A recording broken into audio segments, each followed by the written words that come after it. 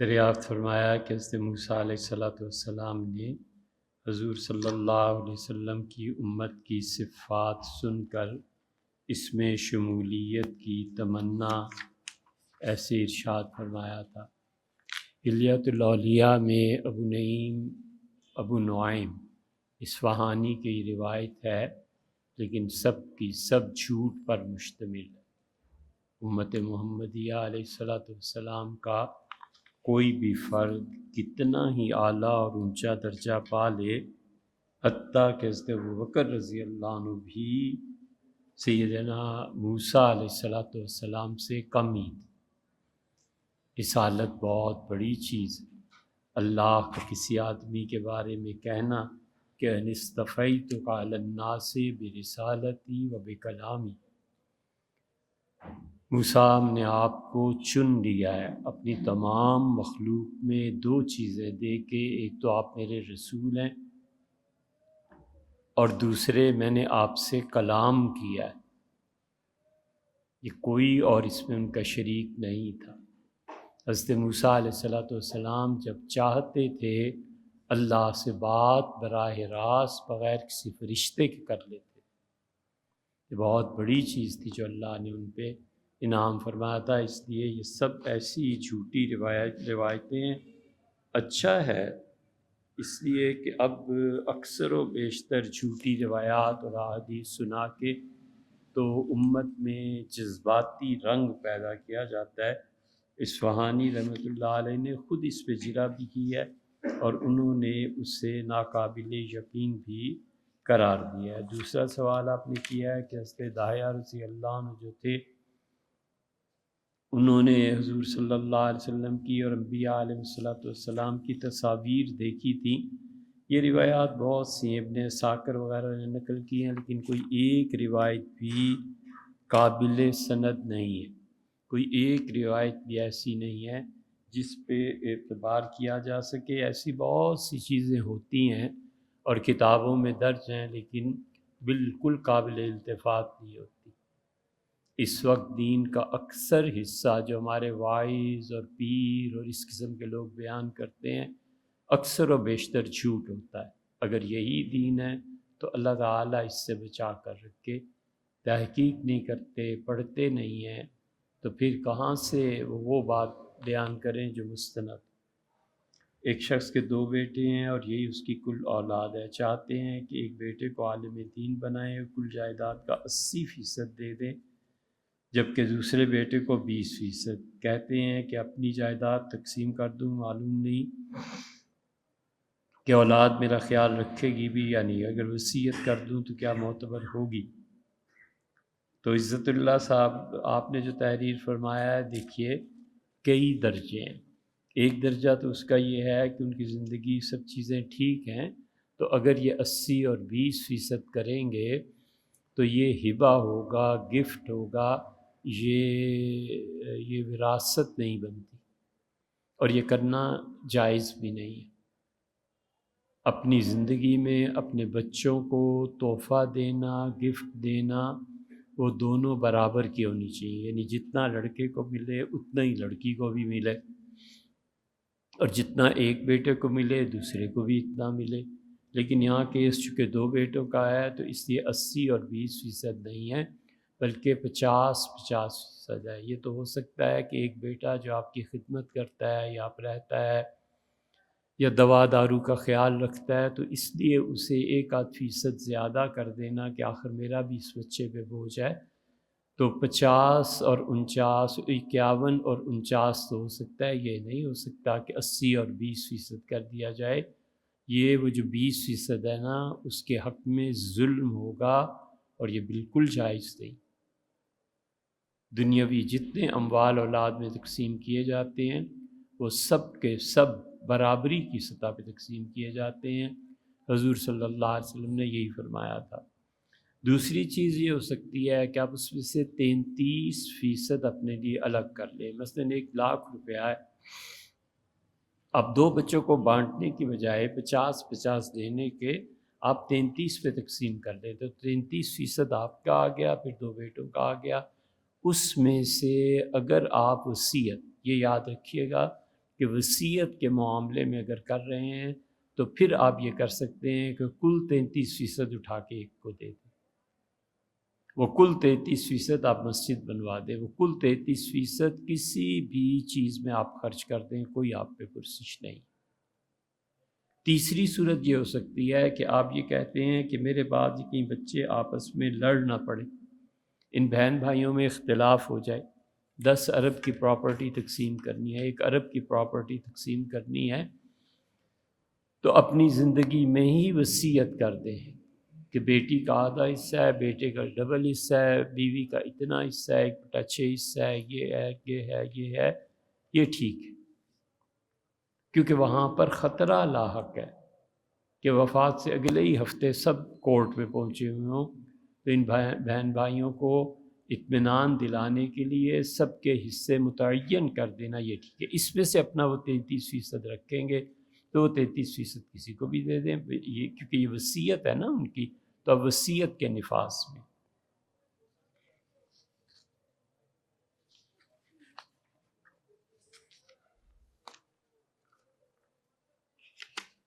حضرت ابوبکر رضی اللہ عنہ سے روایت ہے کہ رسول اللہ صلی اللہ علیہ وسلم زمانہ گھومتا ہوا اصلی حالت پر آ گیا، اور 4 مہینے عزت والے ہیں، 3 تو مسلسل یعنی ذوالقعدہ، ذی الحجہ اور محرم، اور 1 رجب مضر، اور جو جمادی اور شعبان کے درمیان ہے۔ مدرجہ بالا حدیث کے بارے میں وضاحت مطلوب ہے۔ یہ جملہ کہ جس طرح اللہ تعالیٰ نے آسمان و زمین کو پیدا کیا تھا، سال 12 مہینے کا تھا، 4 مہینے اس کی وضاحت۔ عبدالصبور صاحب اس کی وضاحت یہ ہے کہ اللہ تعالیٰ نے جب دنیا کو پیدا فرمایا تو پہلا دن کون سا تھا؟ اللہ کے نزدیک پہلا دن 1 محرم تھا، اور اللہ نے اسی دن یہ طے کر دیا تھا کہ رمضان جو ہے اس میں روزے رکھے جائیں گے۔ اللہ تعالیٰ نے اسی دن طے فرما دیا تھا کہ ذی الحجہ میں حج کیا جائے گا، جیسے آپ نے خود لکھا ہے کہ ذیقعد، ذی الحج، محرم، 3 اور 4تھا مہینہ رجب کا، یہ 4 مہینے اللہ نے اسی دن کہہ دیا تھا کہ یہ 4 مہینے میرے ہیں، میری عزت اور احترام کے مہینے ہیں۔ قرآن بھی کہتا ہے کہ اللہ تعالیٰ نے فرمایا کہ سال جو ہے اللہ تعالیٰ کے نزدیک 12 شہرن، 12 مہینے، منہا 4 حرم، اور 4 مہینے ان میں میرا خیال کرنا، وہ عزت والے مہینے ہیں، ذیقعد، ذی الحج، محرم اور یہ رجب۔ ان 4 مہینوں میں گناہ کرنا یہ ڈبل گناہ کرنا ہے، اللہ کی حرمت کو توڑنا ہے، اللہ کی عزت اور احترام میں فرق ڈالنا ہے۔ باقی 8 مہینے گناہ کرتا ہے تو کم درجے کا ہے، وہی گناہ اگر ان 4 مہینوں میں کرے گا تو یہ زیادہ درجے کی بات ہے، بہت بری بات۔ عربوں نے اس کا کھیل تماشا بنا لیا۔ اللہ نے فرمایا انما النسی، مہینوں کو آگے پیچھے کرنا یہ کفر کی حرکت۔ زمان اور مکان دونوں اللہ نے پیدا فرمائے ہیں نا، ٹائم کچھ نہیں تھا، اسپیس کچھ نہیں تھی۔ حضور اقدس صلی اللہ علیہ وسلم سے پوچھا گیا کہ اللہ تعالیٰ جب یہ زمان و مکان کچھ نہیں تھا تو کہاں تھے؟ آپ نے فرمایا اللہ بادلوں کے سائے میں، اور اس سے اوپر ہوا تھی۔ وہ حدیث ہے جس کی مستقل تشریحات بعض جگہوں پہ ہم نے کی ہیں۔ تو 4 مہینے اس میں فرمایا تھا کہ حرمت والے ہیں۔ عرب یہ کرتے تھے اپنے اغراض و مقاصد کی خاطر کہ اب 4 مہینے، یہ حضرت ابراہیم علیہ السلام نے بھی اپنی اولاد کو سمجھا دیا تھا کہ ان 4 مہینوں کو نہیں چھیڑنا، ان 4 مہینوں میں کوئی لڑائیاں نہیں، ڈاکے نہیں، یہ نہیں، یہ نہیں۔ یہ کرتے تھے کہ مثلا ابھی پہلا ذیقعدہ ہے مہینہ، تو ذیقعدہ کو کم کر دیتے تھے، مثلا اس سے پہلے کون سا مہینہ آیا؟ ذی الحج، شوال، کہتے تھے اس مرتبہ شوال 20 دن کا، شوال 40 دن کا ہے، ذیقعدہ 20 دن کا ہو جائے گا۔ تو وہ جو 30 دن پورے کرنے تھے وہ پابندی گراں گزرتی تھی، اور 10 دن ذیقعدہ کے پیچھے لے جا کے شوال میں شامل کر دیتے تھے، تو 40 دن کے لیے لوٹ مار جائز ہو جاتی تھی۔ وگرنہ اصل میں دیکھتے تو شوال ختم ہوا، لوٹ مار بھی ختم ہوئی، ہونا تو یہ چاہیے تھا نا، وہ بھی ان کی رسومات کے مطابق۔ اسی طرح ذی القعدہ کے 20 دن گزرتے تھے تو کہتے تھے اب ذی الحج شروع ہو گیا ہے، حج بھی وقت پہ نہیں کرتے تھے۔ پھر ذی الحج کے 15 دن گزرے تو حج ہو گیا، جی محرم آ گیا۔ تو انہوں نے ٹائم میں مہینوں کی گنتی میں گڑبڑ کر دی تھی۔ رسول اللہ صلی اللہ علیہ وسلم جس دن کھڑے ہوئے خطبہ دینے 10 ذی الحج کو، تو اس دن آپ نے فرمایا کہ زمانہ اتفاق سے آج ٹھیک اس گھڑی پر آ گیا ہے جس گھڑی میں اللہ نے محرم کو پہلا مہینہ بنایا، گھوم پھر کے۔ کیونکہ خدا، یہ بعد میں بات کرتے ہیں، کیونکہ خدا کا جو قانون تھا وہ خدا نے اس کو دوبارہ کیا، اللہ تعالیٰ نے اس کو دوبارہ کیا۔ اللہ نے جب بھی یکم محرم پہلا دن قرار دیا ہوگا، حضور صلی اللہ علیہ وسلم جس دن کھڑے ہوئے تھے ذی الحج کی وہی تاریخ ٹھیک وقت اپنے مدار پر لوٹ کے آ گیا، اس نے اتفاق ایسا ہے۔ تو آپ نے فرمایا کہ آج کے دن زمانہ گھوم پھر کے، یعنی عربوں کی شرارتوں کے باوجود آگے پیچھے ہو کے ٹھیک اس کیلنڈر میں آ گیا ہے جہاں آج میں کھڑا ہوں۔ اللہ نے ایسے ہی کیا تھا، خبردار آج کے بعد مہینوں میں گڑبڑ نہ کر۔ یہ مراد ہے اس حدیث میں کہ خدا نے 12 مہینوں کو آج پھر اپنی اپنی جگہ پہ اسے قائم کر دیا۔ یہ جو لوگ لکھتے ہیں نا خدا کا لفظ استعمال نہیں کرنا چاہیے، ان کو کی عقل ٹھکانے ہے۔ صحابہ رضی اللہ عنہ خدا کا لفظ بولتے تھے۔ ایسے ایسے جاہل پیدا ہو گئے ہیں کہ ان جاہلوں کو اتنا نہیں پتہ کہ جو لفظ صحابہ کرام رضی اللہ عنہ نے استعمال کیا اس میں کون سی اب تمہیں نئی شرک اور کفر کی سوجی ہے۔ یہی وہ حرکتیں کرتے ہیں۔ پھر سے عائشہ رضی اللہ عنہ کی عمر پہ بحث، پھر حدیث کا انکار، یہ سب فتنے پھیلانے والے لوگ ہیں۔ تو خدا نے یہی کیا کہ اس نے زمانے کو پھیر دیا۔ اور یاد رکھنا چاہیے کہ زمین سمٹتی ہے، سکڑتی ہے اور پھیل بھی جاتی ہے، اور ٹائم اسپیس کی طرح سکڑتا ہے اور پھیل بھی جاتا ہے۔ یہ اللہ کے اپنے کام ہیں۔ اللہ تعالیٰ زمین کو سکیڑ دیتا ہے۔ وہ مشہور قصہ ہے نا بخاری شریف کی حدیث میں، اب اس کو پورا تو نہیں اس وقت پڑھا جا سکتا، لمبی حدیث ہے کہ اس نے کہا میں نے 99 قتل کیے ہیں، تو پادری جو بھی تھا اس نے کہا تیری تو بخشش ہو نہیں سکتی، اس نے کہا پھر 100 پورا کر لیتے۔ پھر وہ چلا ایک اللہ کے نیک بندے کی طرف، اور تو انہوں نے کہا کیوں نہیں، 100 کا قتل کیا ہے کوئی مسئلہ نہیں، اللہ معاف فرمانے والے ہیں، فلاں جگہ بستی ہے اللہ کے اچھے بندے رہتے ہیں، تم وہاں چلے جاؤ۔ تو جا رہا تھا، پھر راستے میں موت آ گئی، عذاب کے اور ثواب جنت والے فرشتے سب جمع ہو گئے۔ تو اللہ تعالیٰ سے عرض کیا کہ اللہ آپ فرمائیں کیا کریں؟ تو اللہ نے کہا میرا بندہ اگر جا رہا تھا ادھر کو نا، زمین کو ایجاد ہو رہا تھا، اگر ادھر نیک لوگوں کے قریب ہو گیا تھا تو اس کو بخش دیا، اور اگر ابھی کم فاصلہ طے ہوا تھا تو یہ گناہ گاروں میں تھا، اسے عذاب ہوگا۔ پھر اللہ نے زمین سے کہا کہ اس نے چلا ہے صحیح نیت سے لیکن تجھے کم طے کیا ہے، اور ابھی اس کا فاصلہ نیکوں کی زمین صالحین کو جو ہے ادھر زیادہ ہے۔ تو اللہ نے فرمایا زمین میں تمہیں پھیلا دیتا ہوں۔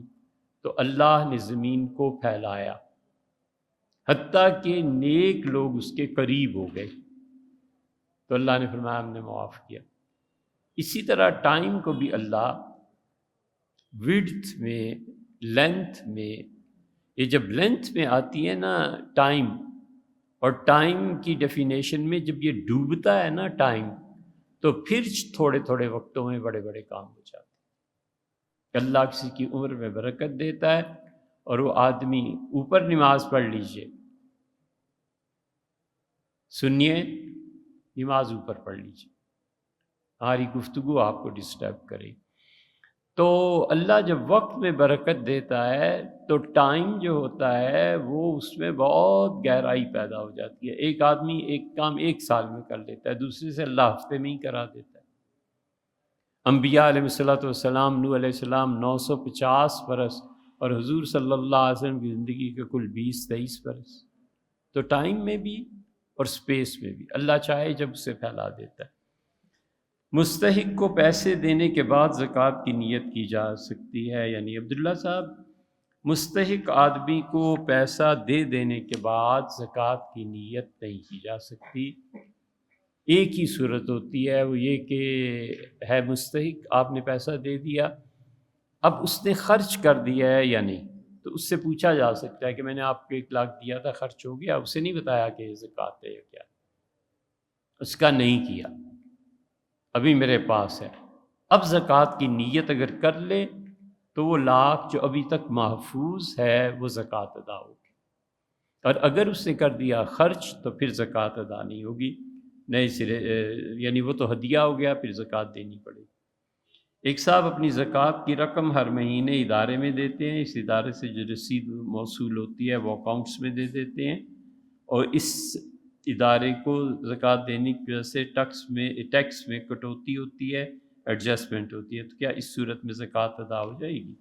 بالکل اس صورت میں زکوٰۃ ادا ہو جائے گی، کیونکہ ایڈجسٹمنٹ اور جو چیزیں کی ہیں وہ تو گورنمنٹ کے اپنے کھاتے ہیں نا جی۔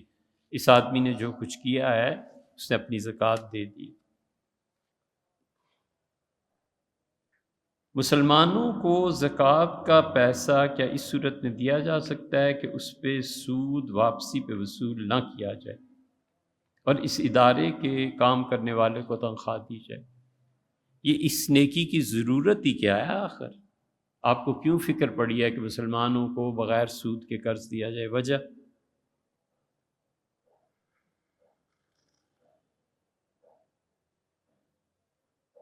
پیسے کا معاملہ بہت نازک ہے، اور زکوٰۃ، فدرانہ اور صدقات واجبہ کا معاملہ بہت نازک ہے۔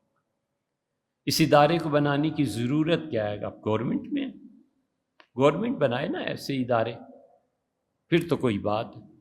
اپنے طور پر ادارہ بنا لینا کہ میں محلے بھر کی زکوٰۃ جمع کر کے خود تقسیم کیا کروں گا، کیوں؟ وجہ؟ یہ ایک اور طرح سے ہو سکتا ہے، لیکن وہ جن پہ زمانے بھر میں شہرت ہو کہ آدمی ایماندار ہے، وہ کوئی کمیٹی بنے، وہ زکوٰۃ کو کلیکٹ کرے اللہ کے لیے، اجرت اس میں بھی جائز نہیں، 1 پائی اس کی عملہ رکھے، یہ جائز نہیں ہے۔ 5 آدمی کمیٹی میں ہے، زکوٰۃ کی تقسیم کرتے ہیں، ایک آدمی کہتا ہے یار میں اتنا وقت دیتا ہوں، اتنا ہمارا اس میں کام ہے، ٹائم خرچ ہوتا ہے، ٹائپ ہوتی ہے، یہ ہوتا ہے، وہ ہوتا ہے، تو اس میں سے میں 100 روپے تنخواہ لوں گا، 100 تو چھوڑ، 100 پائی بھی جائز نہیں اس کی، اس لیے یہ کوئی ادارہ نہیں بنایا جا سکتا، نہ بنانا چاہیے، یہ غریبوں کا حق ہے، انہیں ملنا چاہیے۔ آپ اگر کوئی ایسا ادارہ بنانا چاہتے ہیں کہ مسلمانوں کو آپ قرض دیں اور بغیر سود کے قرض دیں اور پھر اپنی اصل رقم واپس کریں، تو آپ اپنے ذاتی مال سے بنائیے، خدا کا مال کیوں، غریبوں کا حق کیوں؟ یہ اسی طرح کے نئے نئے فتنے اور نئی نئی چیزیں دماغوں میں آتی ہیں، اور بہت سے لوگ ہم نے دیکھے اصل میں اپنا بڑے بننے کی خواہش ہوتی ہے، حب جاہ، کہ 10 آدمی پیچھے پڑے، 15 آدمی درخواست لے کے آ رہے ہیں، اچھا ہے نیکی سمجھ کے وقت گزر رہا ہے، یہ سب گلے پڑ جائے گا، والعیاذ باللہ۔ کس شخص کو قرض دیا تھا، قرض دینے کے بعد واپسی کا انتظار کیا، لیکن وہ غریب ہونے کی وجہ سے 1 سال تک قرض کی رقم ادا نہیں کر سکا، تو قرض دینے والے نے اس رقم کو معاف کر دیا، قرض خواہ پر اس سال کی رقم ادا کرنا واجب ہوگی یا نہیں؟ اگر تو وہ غریب ہے واقعی اور معذور ہے تو اس 1 سال کی زکوٰۃ اس پر نہیں آئے، کتنے بھی سال بیت جائیں زکوٰۃ نہیں آئے۔ ایک شخص ایک ادارے میں 24,000 روپے پہ ملازمت ہے، اس کے پاس 9 تولے سونا ہے اور 1 سال گزر گیا ہے، زکوٰۃ کی رقم 60,000 بنتی ہے، لیکن اس کی مالی حالت کمزور ہے، تو کیا یہ شخص زکوٰۃ ادا کرے گا؟ کوہاٹ سے اظہر صاحب نے استفسار فرمایا ہے، یہ جو 9 تولے سونا ہے نا، اس کا 40واں حصہ 2.5% سونا بیچیں نا جی، غریبوں کو دیں، کیوں سونا 9 تولے رکھا ہوا ہے؟ وجہ؟ وہ تو اسی لیے ہے کہ اس میں سے زکوٰۃ دی جائے، وگرنہ پھر سرمایہ داری کے لیے جتنے مرضی لے کر لو، وہ جس کی بھی ملکیت ہے وہ دیں گے۔ اگر حق مہر میں یہ طے ہو گیا تھا کہ یہ سونا لڑکی کو مالکہ بنا رہے ہیں تو لڑکی کے ذمے ہے وہ اس پیسے اس سونے کو بیچ کے اس میں سے 2.5% ادا کریں۔ اور اگر یہ طے ہو گیا تھا کہ سونا بچی کو دیا جا رہا ہے محض استعمال کے لیے، اور اگر والدین نے دیا ہے وہ یا سسرال نے دیا ہے وہ، جس نے بھی دیا ہے بچی پہ کوئی زکوٰۃ نہیں ہے، صرف زکوٰۃ اس پہ آئے گی جو اصل مالک ہے۔ لڑکی کو سونا دیں اور اختیار ہو کہ جو چاہو کرو، بیچو، رکھو، جو مرضی کرو، ہمارا کوئی حق اس پہ نہیں ہے، اور نہ اس سے پوچھیں، نہ اس سے تنگ کریں۔ اگر وہ بیچ بھی آتی ہے تو کوئی نہیں پوچھ سکتا۔ اس حد تک آزادی ہے، اس کی ملکیت ہے، اسے کیسے زکوٰۃ چھوڑی جا سکتی ہے؟ وہ اپنے سونے میں سے دے۔ اس کی ایک آسان صورت البتہ شریعت یہ قرار دیتی ہے کہ اس بچی کے پاس، خاتون کے پاس فرض کیجئے پیسے بچ جاتے ہیں یا وہ پیسے بچا لیتی ہیں، 12 پہ تقسیم کر لیں اور ہر مہینے کچھ نہ کچھ دیتی رہیں تاکہ سال کے آخر پہ زکوٰۃ پوری ہو جائے۔ وہ دونوں طرح سے ہو سکتی ہے، جو مہینے گزر گئے اب زکوٰۃ دے رہی ہے، سال گزر گیا نا اب شروع کیا ہے پچھلے سال کی زکوٰۃ دینا۔ اور دوسری صورت یہ ہے کہ آئندہ سال سے پتہ ہے کہ جو رمضان آئے گا سن 26 میں، 26 کے رمضان میں زکوٰۃ ہمیشہ قمری مہینوں میں دی جاتی ہے، شمسی مہینوں میں نہیں، یعنی جنوری فروری کا اعتبار نہیں ہوگا، وگرنہ 26 سال میں ہر سال 10 دن کم ہونے کی وجہ سے 1 سال کی زکوٰۃ رہ جائے گی جو غریبوں کا حق ہے۔ ہمیشہ چاند کے مہینے شمار کیے جاتے ہیں۔ تو اب سن 26 میں جو رمضان آئے گا، یہ کہتی ہے پتہ نہیں اس وقت 1 لاکھ ہوگا یا نہیں، میں ہر مہینے 10,000 زکوٰۃ کے اس رمضان کے لیے دے دیتی ہوں، سن 26 میں آئے گا۔ یہ بالکل ٹھیک ہے۔ حضرت عباس رضی اللہ عنہ جو رسول اللہ صلی اللہ علیہ وسلم کے چچا تھے، وہ ایڈوانس زکوٰۃ دے دیا کرتے۔ یہ اللہ کا خوف تھا کہ اللہ کے رسول میرا کسی مہینے انتقال ہو جائے، سال پورا نہیں ہوا، اگرچہ زکوٰۃ فرض نہیں ہوئی لیکن میں چاہتا ہوں اللہ سے سال میں ملوں کہ کوئی مجھ پہ چیز باقی نہ رہے، کہ ان کا تقویٰ تھا۔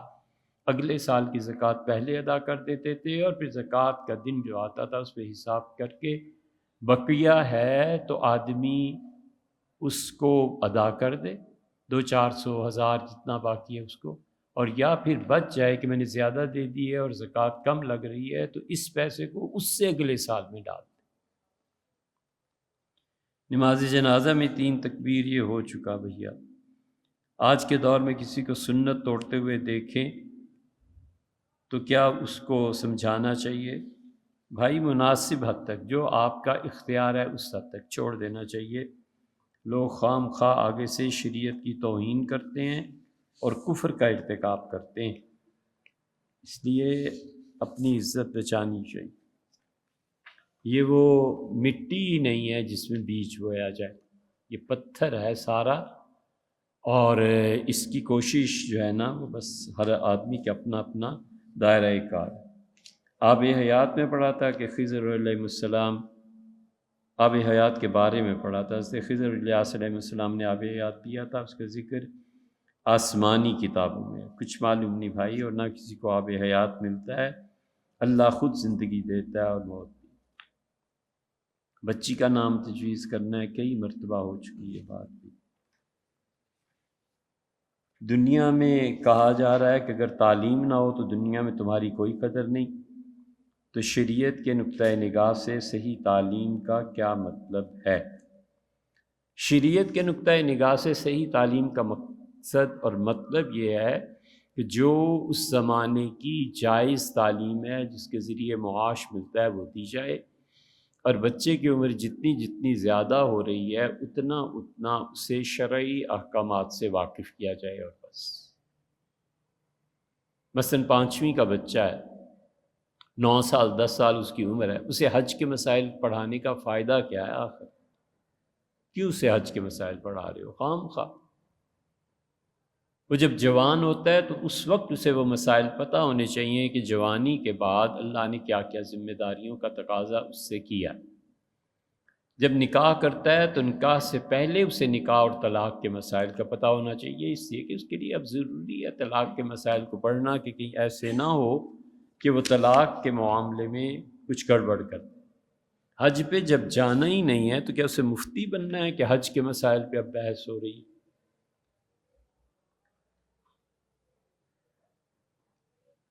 قرآن کریم کو ہر عاقل بالغ مسلمان کے لیے سال میں 2 مرتبہ پڑھنا سنت موقدہ ہے۔ جس سال بچے پہ غسل واجب ہو جائے اسے بتانا چاہیے کہ بیٹے آئندہ سے سال بھر میں 2 بار قرآن پڑھنا ہے، آپ چاہیں تو رمضان میں پڑھ لیں، آپ چاہیں تو تھوڑا تھوڑا کر کے سارے سال میں پڑھتے رہیں، 2 مرتبہ قرآن پاک پڑھ لیجئے۔ اب یہ مسئلہ اسے پتہ ہونا چاہیے، اب اسے اگر یہ مسئلہ پتہ نہیں ہے تو عمر بھر سنت موقدہ سے محروم رہا۔ تو جو چیزیں اس کے ذمے واجب بنتی ہیں اس کی تعلیم دیتے رہنا چاہیے ساتھ ساتھ۔ نماز روز پڑھنی ہے، نماز کی تعلیم دینی چاہیے، طہارت اور اس کے مسائل اسے پتہ ہونے چاہیے۔ پورے کا پورا دین کا علم مفتی حضرات پڑھیں جنہوں نے فتویٰ دینا ہے، وکلاء پڑھیں جنہوں نے مقدمے لڑنے ہیں اور جا کر دلائل دینے ہیں شرعی بنیادوں پہ، جج پڑھیں جنہوں نے فیصلہ کرنا ہے، یہ سارے کام ان کے ہیں۔ اسی لیے اللہ نے فرمایا کہ ایسے کیوں نہیں ہوا کہ تم میں سے، تمہاری بستی میں سے کچھ لوگ جائیں خدا کے دین کی تعلیم حاصل کریں اور واپس آئیں اور اپنے قریے قصبے گاؤں شہر والوں کو اللہ کے گرفت سے ڈرائیں۔ یہ نہیں کہا تم سب چل پڑو، اللہ نے کہا کچھ لوگ جائیں۔ تو جب کچھ لوگ کسی گاؤں بستی سے ایسے چلے جاتے ہیں، تعلیم حاصل کرتے ہیں، اللہ نے کہا تھا کہ واپس آ کے ڈرائیں کہ اگر یہ گناہ کرو گے تو اللہ کی طرف سے سزا ملے گی، بس یہ کافی۔ لیکن معلوم نہیں یہ سوال کیوں کیا، اس لیے کہ بنیاد جہاں سے پورے مسلمانوں کے زوال کی ہے یہ ان کا نصاب تعلیم ہی ہے۔ اس امت کا نصاب تعلیم بیڑا غرق کرنے والا ہے، اور ٹیچرز اس سے بڑھ کے انہیں خود پتہ نہیں ہوتا کہ میں نے کیا پڑھانا ہے، اسے خود نہیں آتا ہوتا۔ شہباز شریف صاحب نے تعلیم کی وجہ سے ہمارے اسکول پنجاب کے فرانس کی ایک تھی نا کمپنی، ان کے حوالے کر دیے تھے کہ آپ ہمارے اسکول کا نظام چلائیں۔ انہوں نے ٹیچرز کا امتحان رکھا تھا کہ ٹیچرز جو پڑھاتے ہیں ان کا کیا لیول ہے۔ تو جو ٹیچرز 9th 10th کو پڑھا رہے تھے، جب انہوں نے سمپل میتھمیٹکس کا، سمپل لینگویج کا 4تھی کا پرچہ دیا کہ یہ حل کر کے دکھاؤ، تو 4th کلیئر نہیں کر سکے اور پڑھا رہے تھے میٹرک۔ یہ حال ہے۔